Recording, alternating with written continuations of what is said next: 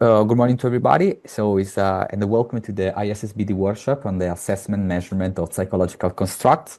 And it's a very big pleasure to open today's session. And I would like to begin by warmly thanking to Professor Annie Petersen for accepting our invitation and for sharing her remarkable expertise with us. Professor Petersen is an international recognized scholar with a distinguished career across leading institutions such as the University of Michigan, Stanford University, the University of Minnesota, Penn State, and the University of Chicago. She held a major leadership role, including serving as Deputy Director of the U.S. National Science Foundation and Senior Vice President at Colors Foundation with 15 books and more than 350 publications, as well as election to the National Academy of Medicine and the African Academy of Science. She continues to be one of the most influential voices in the fields of adolescent development, global science policy, and research methodology. And we are very honored to have her with us today. And I would also extend my big thanks to the ISB organization, in particular to Patrick, Karen, Cinzia, and of course to our president, Tina Malti, that supports every time our webinar and all events. And I've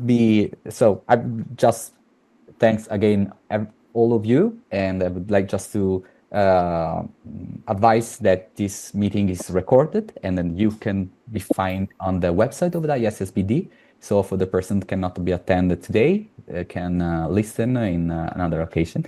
And so thank you very much, and leave the floor to Professor Petersen. Thanks again. Thanks so much, Federico.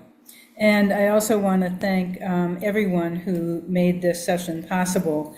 I'm really delighted to be here with all of you. As you can see here in Michigan today, it's snowing. You can see behind me it's all white, and it's because it's snowing outside. We have about a foot of snow on the ground. So I've loved hearing from Patrick that it was very warm in Nairobi, and that's what I'll be thinking about as I talk. You can see also, I think in the background, that I've got some of my memories from Africa behind me. There's a wonderful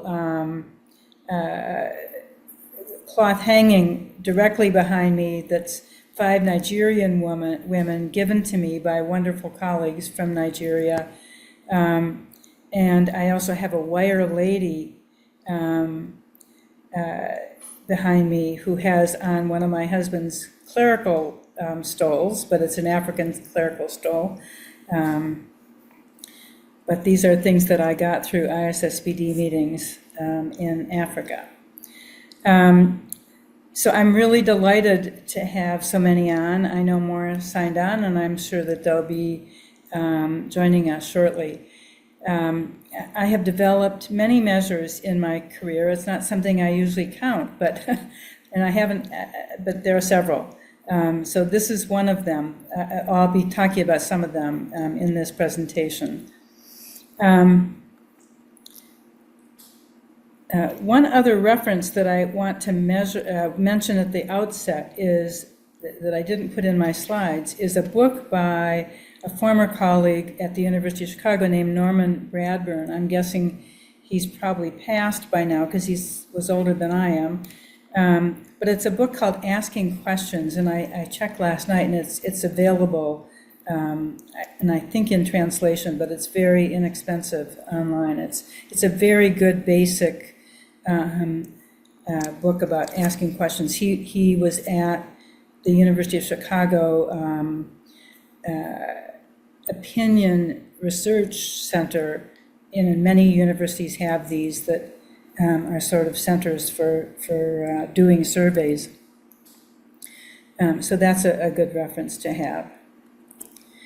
Okay, so what I hope to do in this presentation is present a few key concepts about cross-cultural measurement and assessment.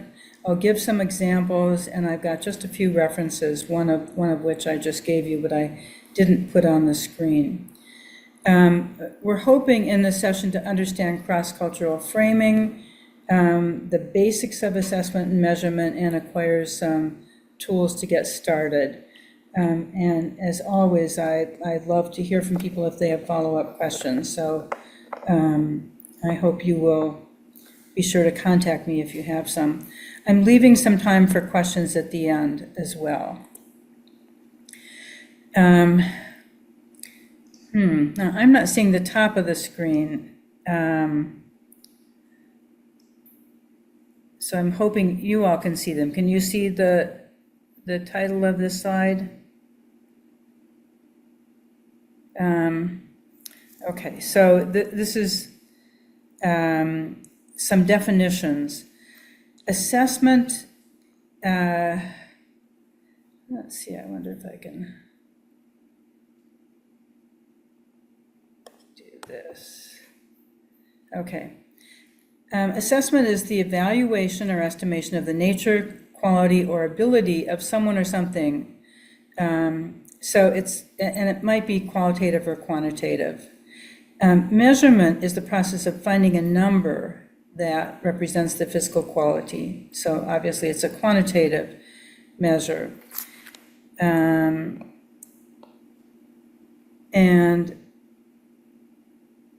cross-cultural measurement and assessment must pay attention to the meaning and linguistic equivalence of information in the assessment across cultures.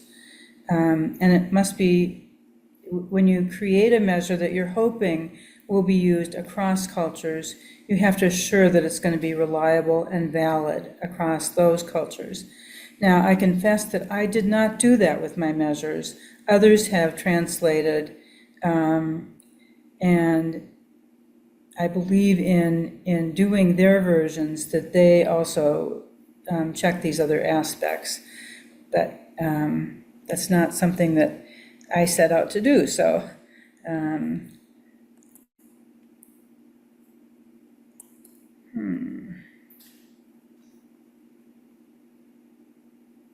now I'm not able to forward my screen.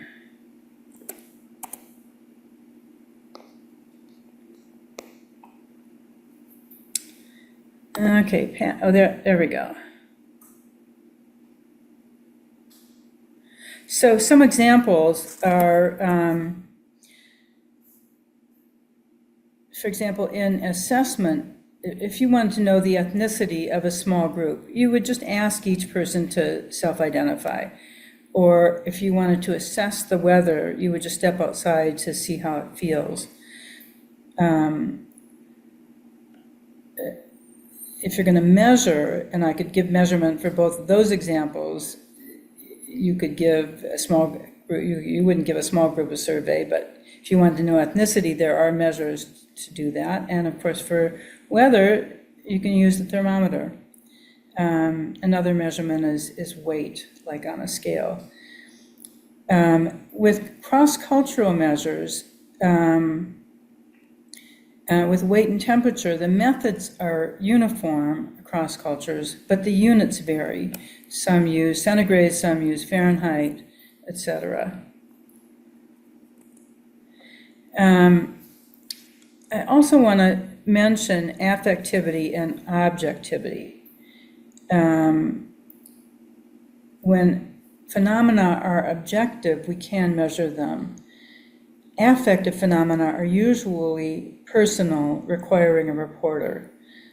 Some feelings can be perceived by others, like grief or delight, but often we require a self-report to know what someone else is feeling affectively. All measurements involve error, but affective phenomena usually have more. If I try to perceive how you're feeling, I can think I'm reading something in your face, but I can get it wrong. So when we're concerned about making measures, it's very important to consider both reliability and validity. Validity is the extent to which the construct has been accurately assessed. So have we actually measured what we're intending? And there are a variety of ways to do that, which I'll go into. Reliability is the extent to which the construct has been assessed consistently and replicably. So that's more focused on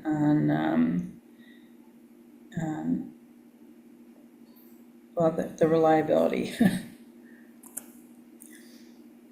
When we want our measures to be used cross-culturally, you have to target measures, develop measures with the target culture.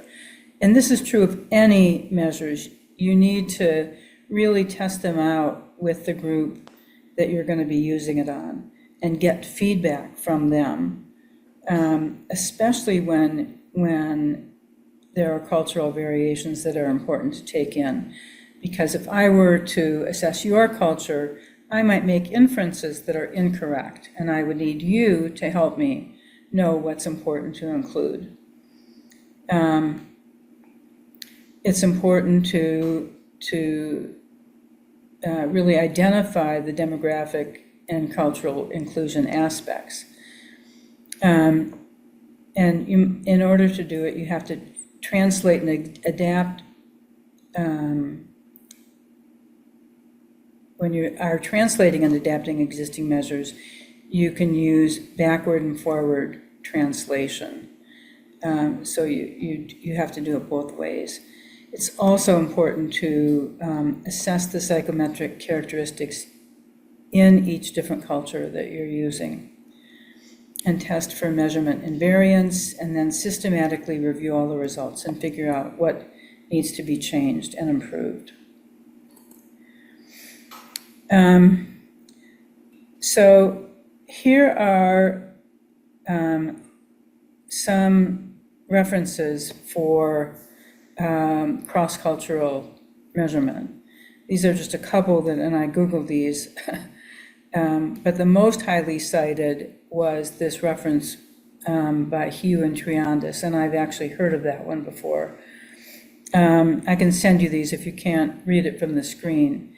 And then there was a second one that also seemed relevant because it included cross-cultural, multilingual, multi-country scale development and validation in healthcare research, not specific to healthcare research, but including all of those aspects. I thought was really relevant. Now, often when we're measuring psychosocial phenomena, we develop a scale. If you're just measuring something like height, one measurement is usually good enough. But if you're measuring an inferred construct, such as something like self-esteem, any of the constructs that we all talk about in our research, it's best to create a scale with multiple items of the construct. And more items is better. So the minimum is really 8 to 10. Usually it's many, many more in a scale.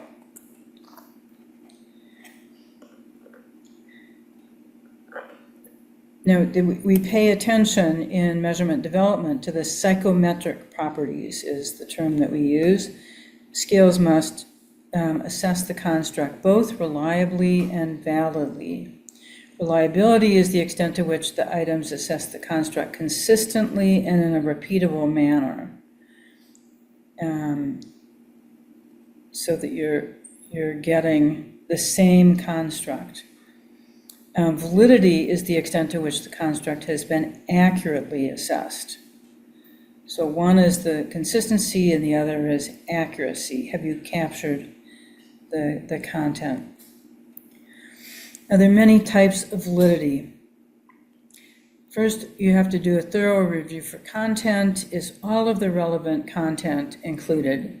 And that doesn't mean all possible content, but you have to really consider which things are most important to include and are they all there. Second is construct validity, and that's usually looked at in two different ways, convergent and discriminant. So does your measure attain the same results as another measure of the same construct? So if you're measuring self-esteem, for example, and you want to develop a new one for some purpose, there are many, many measures of self-esteem out there that you can use as a guide for comparing your measure. Discriminant validity is whether your measure attains different results from different measures. So if you wanted to get self-esteem, you would want to be sure that your measure does not have the same results as a measure of body image. Now, those are similar, but not the same thing. Or you could pick something more different from body image. Criterion validity also has two types. Concurrent validity is, do your results compare with those of a validated existing measure of the construct? There usually is a gold standard in a field. And secondly, predictive. Does your measure predict relevant future outcomes? So if you want to develop a measure of body image, then you would want to look at whether your measure predicts having good feelings about your appearance in a particular instance. Reliability also has a variety of ways of assessing it. And they're basically all correlations, but two basic ways is to look at internal consistency. That's really the gold standard, coefficient alpha. When you look at new measures online, typically they'll give you the coefficient alpha. That's the internal consistency of items. So if you have a self-esteem scale and they're all supposed to be measuring self-esteem, the correlations among the measures should be pretty high. A second form of reliability, and this is just as important but also different, you get the information differently, is repeatability, having two forms of the same test. You always see this with things like IQ tests or even achievement tests. Usually they have more than one form.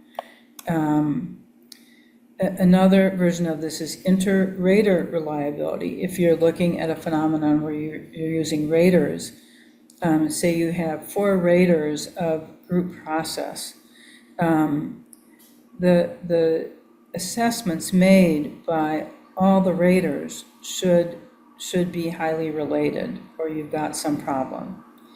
And then test-retest is, if you give your measure one week and you give it the next week, your results should be pretty similar, unless it's something that's not a stable aspect of a person.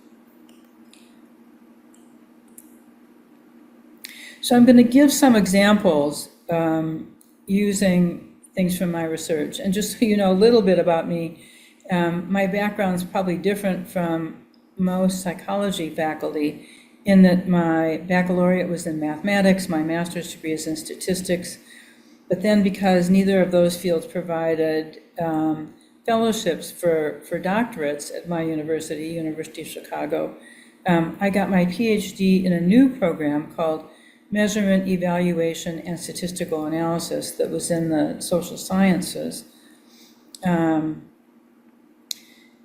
My supervisor for this work, he had me working before this started on one of the growth study data, and I became interested then in physical and psychosocial growth and development. During my research, I developed several measures, and I have continued to develop them. I kind of like it. And I'm going to mention the self-image questionnaire for young adolescents, SICWA, and especially focus on the pubertal development scale, PDS.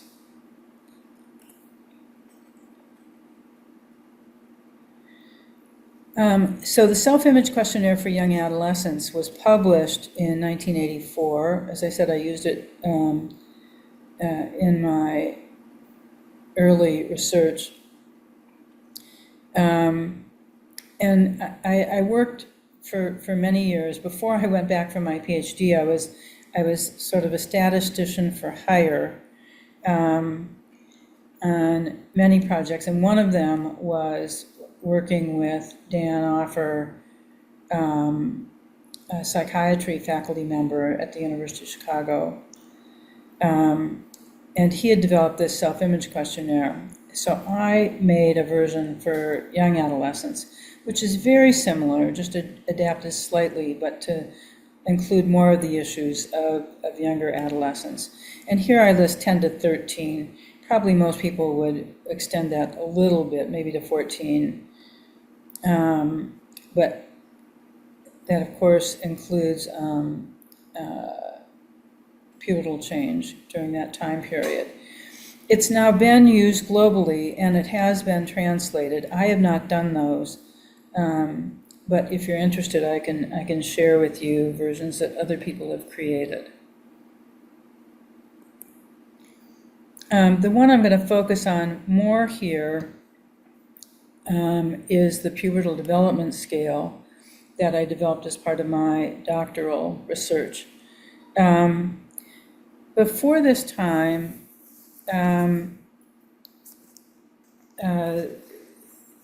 puberty was primarily measured by physicians, and James Tanner, a Brit, was probably a leader in this field, and so they were assessing puberty during physical exam with patients, and from that he developed a scale, and that was really the gold standard for the field.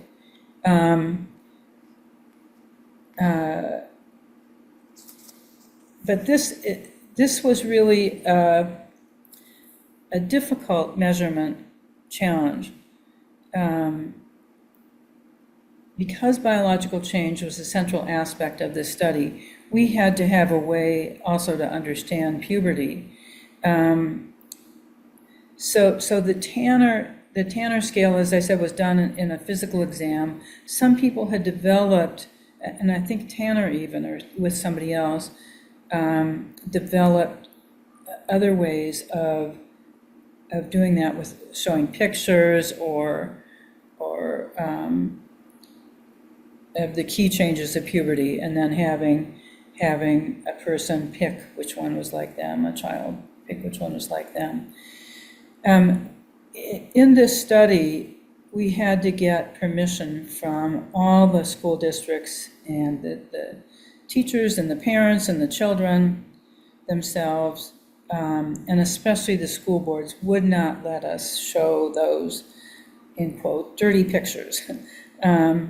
So we had to develop something different.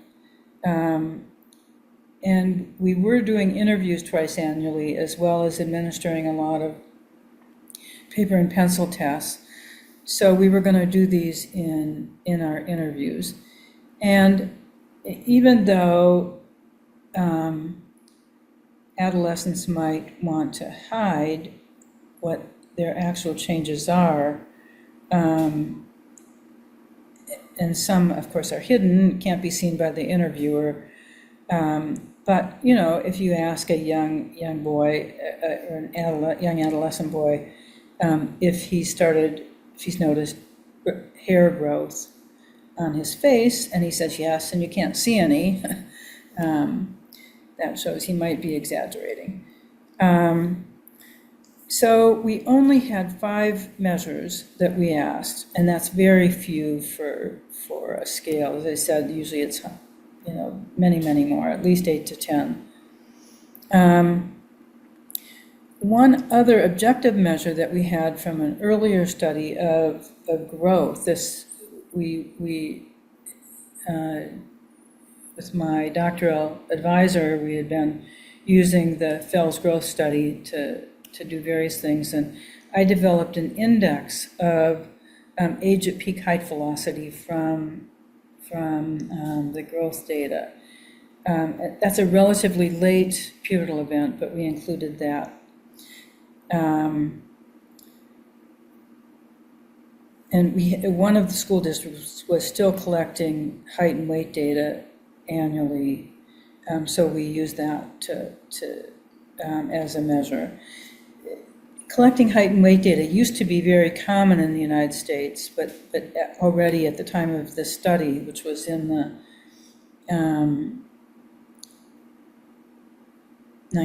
early 1990s, was beginning to phase out and was not in the other school district.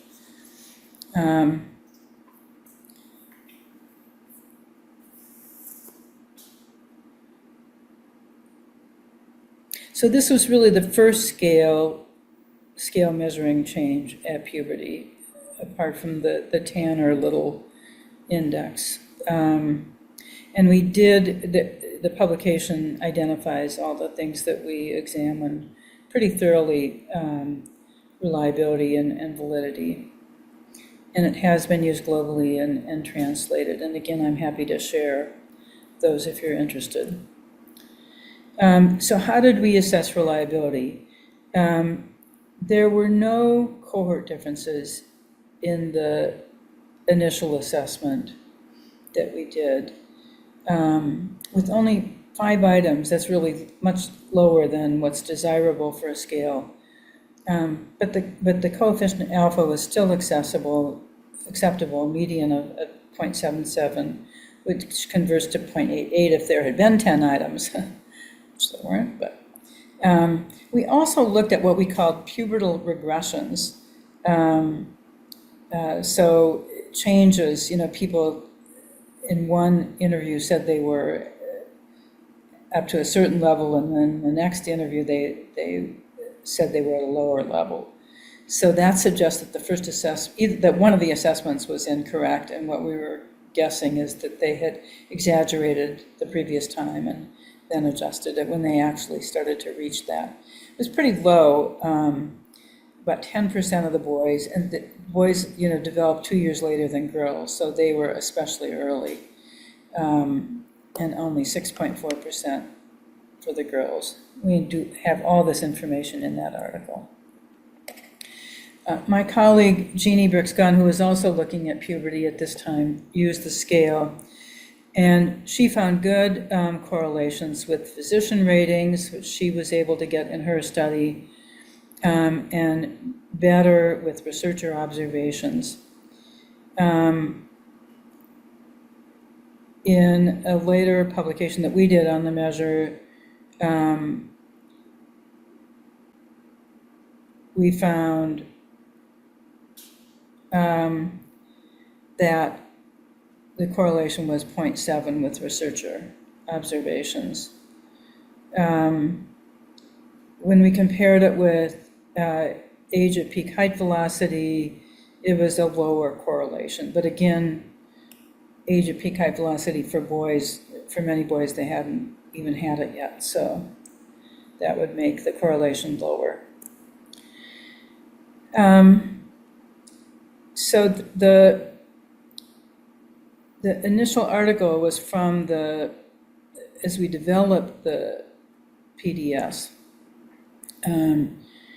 And we concluded that the measures were acceptable for broader use. And at this point, it has been used by hundreds of other researchers. We haven't looked back at what they were finding, if they looked at reliability and validity.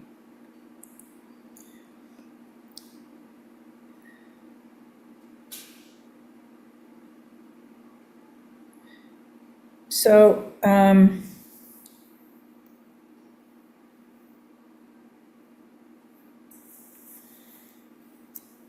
I've been focusing on self-reported biological change among young adolescents, and I noted the issues that we found. And I mentioned that this 5-item scale is very short for really looking at things like, especially like, well, at either reliability or validity. For example, the other scale I mentioned, SICWA, is about 100 items. But it doesn't matter the length. The way that you assess reliability and validity is similar across variations. So I want to mention one other reference before I ask these questions. An excellent source on, I think I mentioned Norman Bradburn at the outset. His book is titled Asking Questions, and you can find it online and probably in book, especially scholarly booksellers. So let's go to the questions and hear, what was unclear, what was missing, what else concerns you? Let me know what your questions are.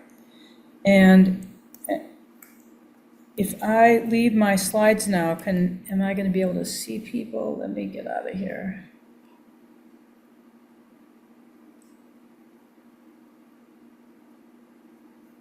Yes, definitely. And I'll be monitoring the chats. And if you're able to, you could raise your hand, or I'll also type on the chat. Anne or I will be able to have a look at that. So that Professor Anne can be able to respond to your questions. So please do feel free to raise your hands in case you have a question on what's unclear, what's missing, or any other concerns you might be having regarding the topic.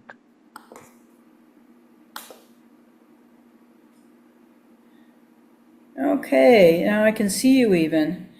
Okay, were there things in the chat that I should answer to start with? Not yet. Okay. Okay, yeah, these are just the initial questions. Okay, so I'm sure something about that was unclear. I hope I didn't go too fast.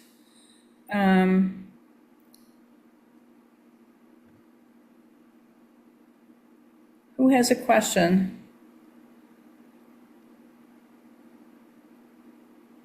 Okay, thank you. If a scale needs to be tested for reliability and validity across cultures, can you provide an example? I think I got that. Make sure.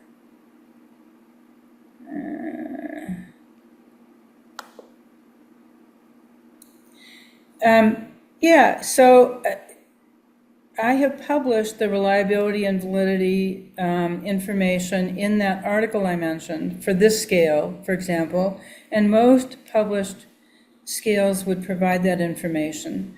So then you should do, and I think one of my slides talked about this, you should do all the checking in your culture. If you administer it, check to see if it's reliable and valid. Does it operate the way the developer said it should? So you should go through all those steps in checking whether it's working in your culture. So is that clear? Shujian? Song? Okay, great. So another question, Elizabeth. Can these tools be used in Africa without modification to suit your culture? Well, I think that, again, you should check. For sure, if it's a different language, if it's not English and you're translating, then you really need to check that the translation is sufficiently similar. But what I would do is first have a small group, and I have done this before, collect a small group of interested people, so like your students or colleagues, and have them take your measure, do it, and then ask them if, what was their experience? Did they find any of the questions odd? Did it seem, explain what it's supposed to be capturing? Did they believe it captured that in your culture? So I would just go through all of those steps of checking, and then do the quantitative reliability and validity checks. What you'll notice if you look at reliability, for example, and you calculate the alpha coefficient, basically what that is an intra-class correlation, and you look at the correlation matrix, and you see that one item is not correlating with the others. So what that will tell you is that that item is not tapping what it's supposed to. And you can take a look at it and then sit down with the group and say, what's wrong with this? This is supposed to be asking about this, and, clearly it's not doing that. So but you have to do some work. It's not, if people take it and everything seems to be working, then you're good. But if there are these flags, then you should probably go back and figure out if some of the items are just not working. They're not capturing it. It could be that the whole thing is off and the translation's wrong, or, but I'd be happy as a follow-up to if you use something and you have questions, I'd be happy to help you go through it. But you really have to go through the steps. If you are using a measure, you have to go through to check that it's really reliable and valid for your population. Okay, another question. What are some of the issues we need to address for a test or assessment procedure to have cultural sensitivity and relevance? I think I just talked about that. That's not a new question, right?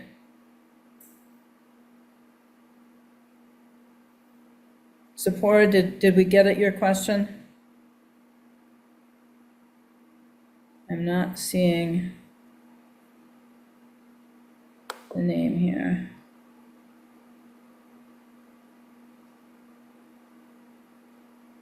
Yeah, and like I said, in case you would like to raise your hand to ask a question, just free to do so, and I'll be monitoring to see which hand is up in case you have a question, comment, or concern.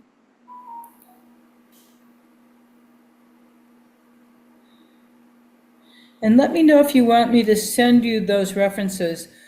In particular, I did not have the Bradburn reference in a slide, but it's Norman Bradburn by now.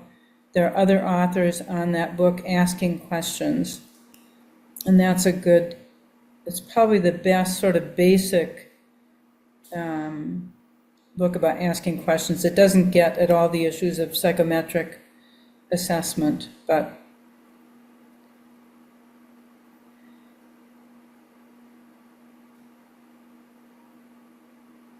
okay, here's a new question. When we translate scales to local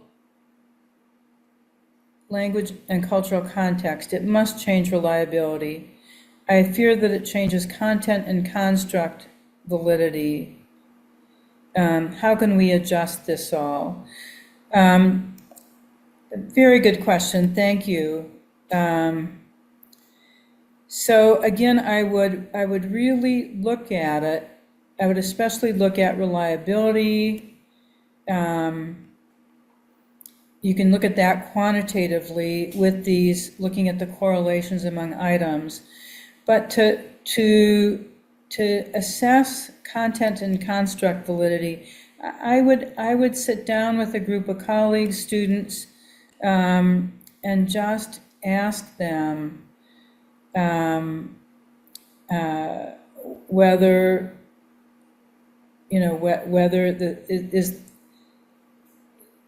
go through all of the aspects of what a measurement is supposed to do and figure out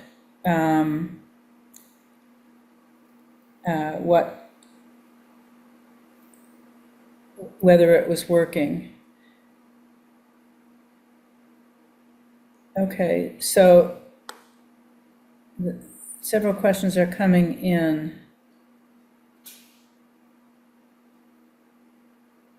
think the question you can focus on is a question by Pascal Ugu, which is on what are the next steps required for the steps required for construct validation.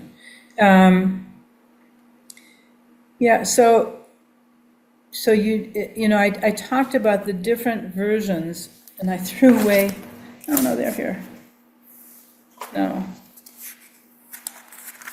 Yeah, I don't have a copy of my slides here. So there are several ways to do construct validation. And I included some of those in the presentation. Again, I can probably do this best if we do a follow-up by email. I don't know if my email is available in this, but it's annpete@umich.edu, and I could go through it with you, Pascal.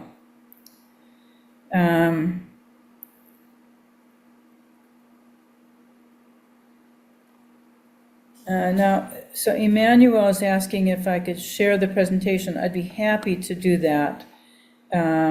What I would need is everyone's, oh, good. So, Patrick, you're going to share the recording, and then they'll all have the slides. So I think we're set there. If somebody wants a copy of the slides, please just send me an email, and I will send it to you.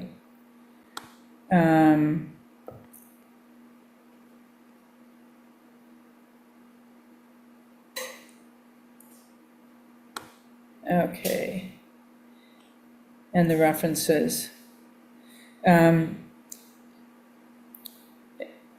other reference I gave that's not in the slides is the one for Bradburn, but the title of the book, and he now has many co-authors, and as I said, I'm not even sure he's still living, but it's Asking Questions, so that should be easy to remember if you're interested in it.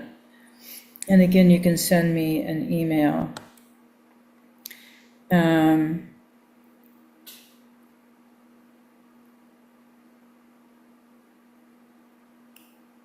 So Dorothy, you said your name is missing from participants. I don't quite understand that. Okay, my email again is, oh yeah, Karen got it. Thank you, Karen. There it is. Okay. 7. Okay, Leonida, sorry you joined late, but again, the presentation will be available, and you know how to find me. You can ask me questions there.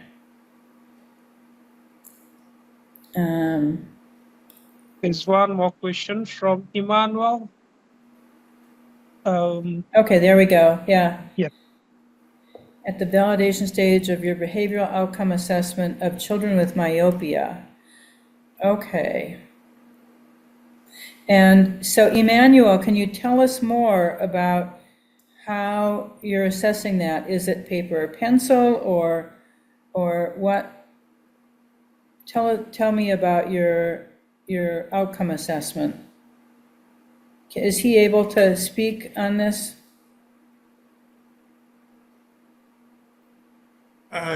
Can I speak? Prof, can you hear? Yeah, go ahead. Can hear you. First of all, thank you very much, Professor Petersen.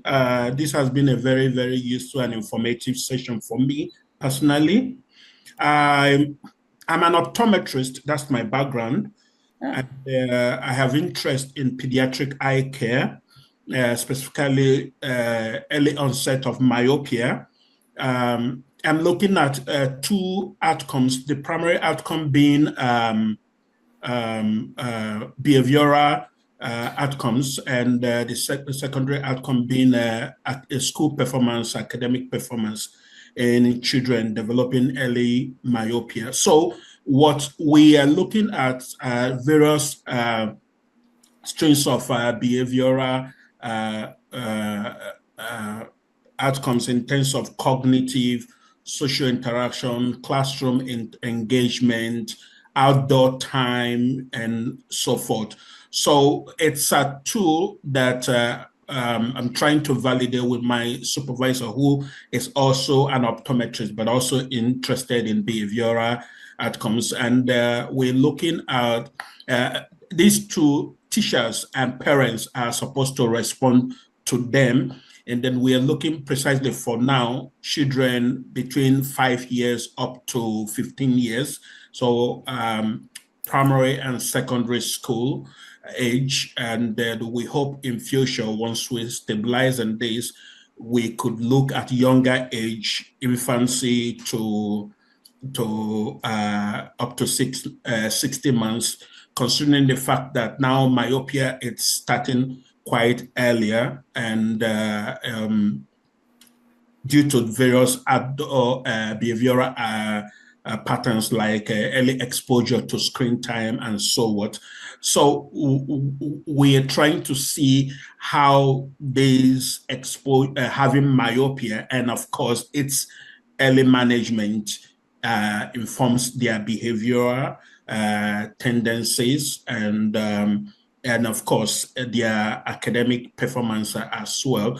So these are things we're looking at and then trying to develop this tool. So I have what I'm doing currently. I'm in the UK engaging in my fellowship. So what I'm trying to do, the tool I've worked with my supervisor, we're trying to send it back to the teachers who the preliminary data survey we conducted in Kenya. They assessed these children based on the different domains, and we want to send them back this tool to appraise the tool we developed in different levels, including the content, the agreeability, the sensitivity, and if it actually, according to their perspective, measures what it's tend to measure in terms of the behavior of the children, primary and secondary school, and so forth. So that's the stage I am. But one level of validity that we are thinking of working on, it's expert validity. Although I have a mentor, Professor Pagani, who was instrumental in give comments at the earlier stage of my development of the tool. I thought that having experienced psychologists and experienced scholars like you who's been around and developed tools could also increase expert opinion on that tool, even as we try to have teachers evaluate that tool based on the documents we developed. Emmanuel, I think we're beginning to run out of time, so let me suggest that we communicate by email, okay. Because I think it's going to take a bit more time to develop a set of validation tools for this. I mean, the short answer is that you would use other measures besides your tool, existing measures. But I'm happy to work with you in greater detail on that, but if we could do it offline. So can you send me your email and we can do a follow-up? Does that make sense to you? Very, very. I'm honored to have that. I'm sending you an email just after the end of this meeting, and Terrific. then I'm going to attach the tools that we've developed and the other tool for validation by the teachers. So probably if you could give a thought on them. Yeah, I'm very happy to do that with you. So we'll follow up. Thank you very much. Okay, great. Any more questions? I'm seeing a lot of emails coming in. Any more questions?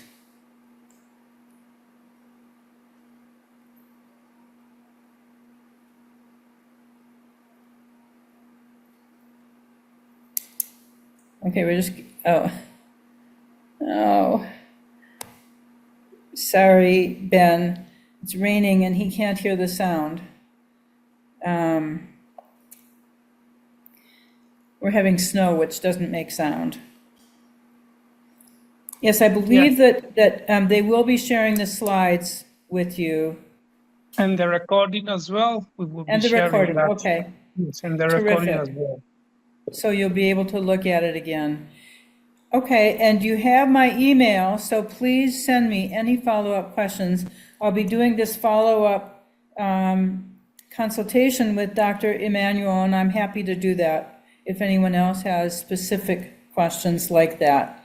He wants to get together, he wants to get a validation plan for a measure he's developing, and that's exactly the kind of thing this workshop was intended to address. So I'm happy to do follow-up work with any of you who have those kinds of questions. So any last questions from anyone?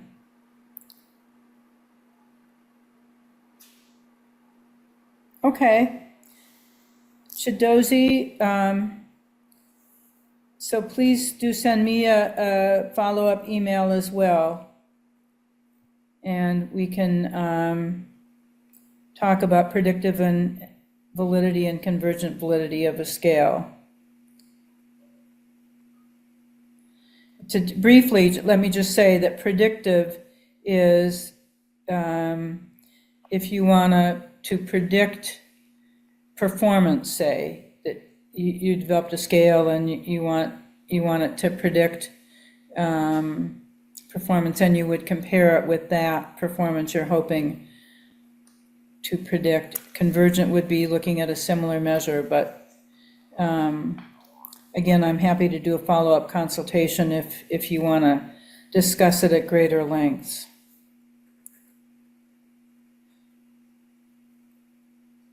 Again, my email is annpete@umesh.edu.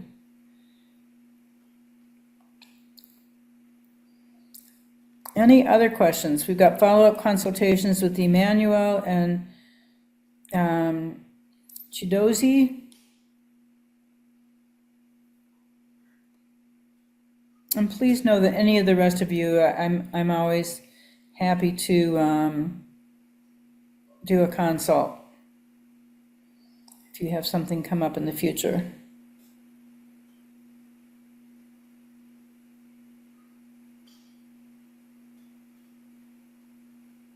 Okay, Right. any last?